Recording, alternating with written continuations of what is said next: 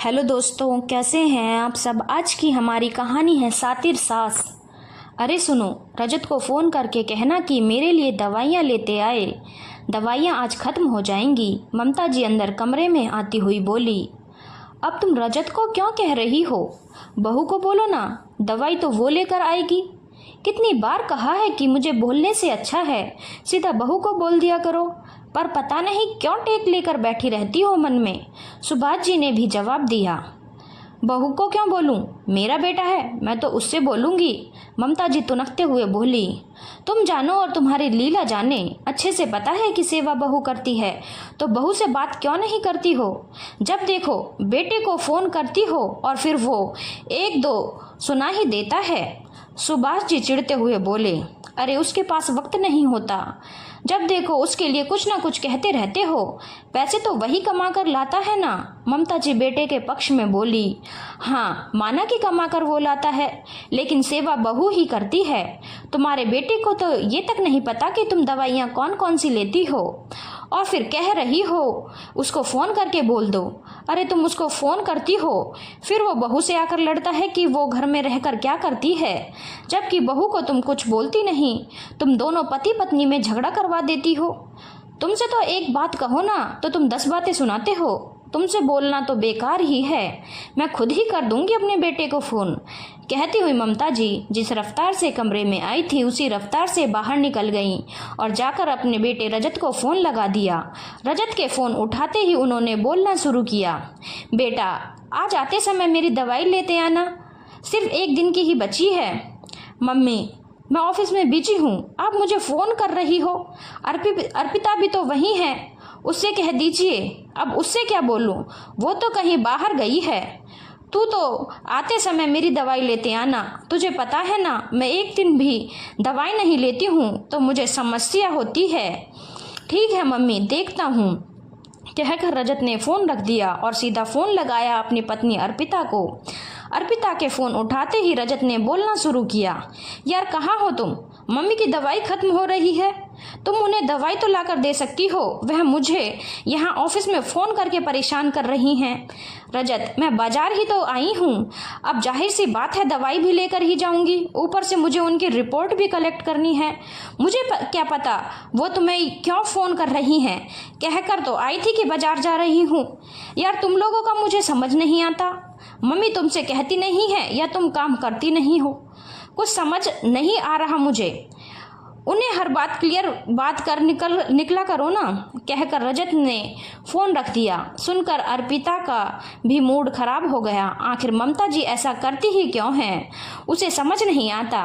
कोई भी बात होती है उससे वो कभी नहीं कहती, सीधा रजत को ही बोलती थी। कई बार तो रजत सुनकर चुप हो जाता, लेकिन कई बार जब मूड खराब होता तो वो अर्पिता से लड़ पड़ता। अभी कल शाम की ही बात है, अर्पिता ने खाना बनाकर सुभाष जी और ममता जी को खाना खिलाने बैठा दिया। कल शायद सब्जी थोड़ी तीखी हो गई, इसीलिए अर्पिता ने दाल अलग से बनाई।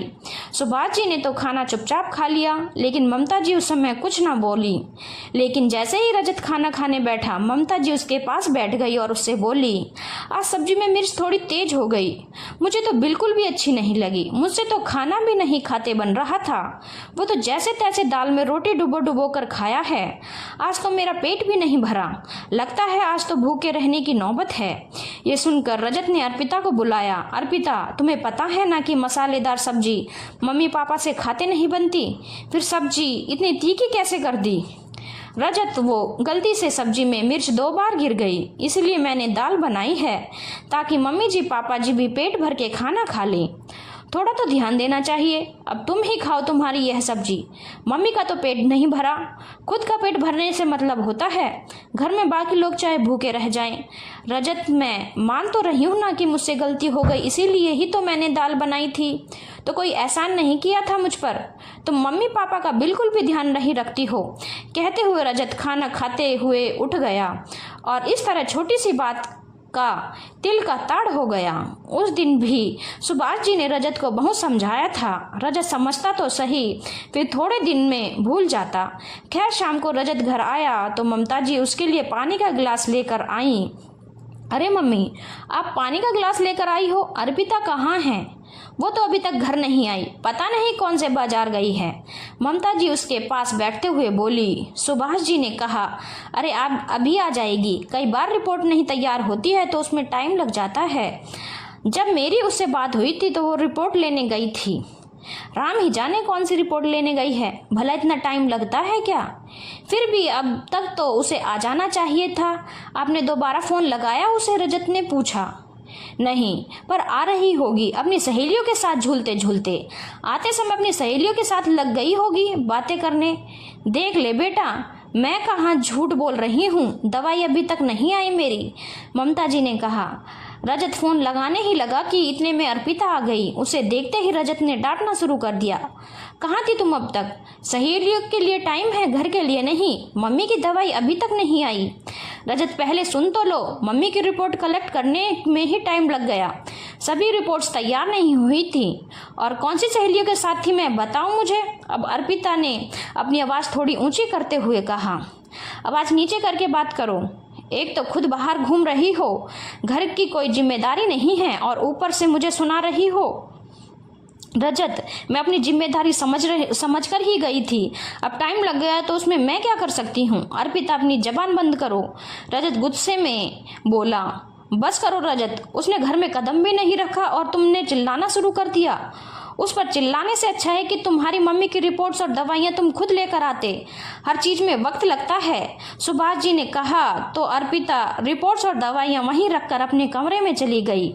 सुभाष जी ने ममता जी की तरफ घूर कर देखा, जैसे कह रहे हों, पड़ गई मन को ठंडक। उन्हें घूरता देखकर ममता जी भी उठकर अपने कमरे में चली गई। तब सुभाष जी रजत से बोले, बेटा, जब तुझे पता है कि तेरी माँ हर बात तुझसे चुगली करती है। रजत बेटा, तू ऑफिस में रहता है तो घर के काम और हमारी सेवा बहू ही करती है, और तेरी माँ की आदत अब ज़्यादा खराब हो चुकी है। तुम दोनों के बीच में झगड़े कराती है।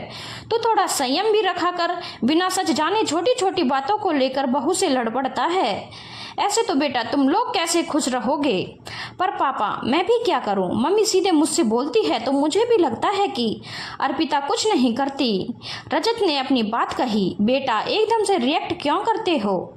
एक को सुनकर दूसरे को डांट देना या दूसरे को सुनकर एक को नज़रअंदाज कर देना, ये गलत है। हम पुरुषों की ज़िंदगी इतनी आसान नहीं होती, हमें भी बैलेंस करना पड़ता है। सब चीज़ों को बैलेंस करना सीख जाओगे तो ही जिंदगी में खुश रहोगे और घर में शांति रहेगी। मम्मी ने कहा और तुमने रिएक्ट कर दिया, ये तो गलत है। अपना खुद का दिमाग इस्तेमाल किया करो।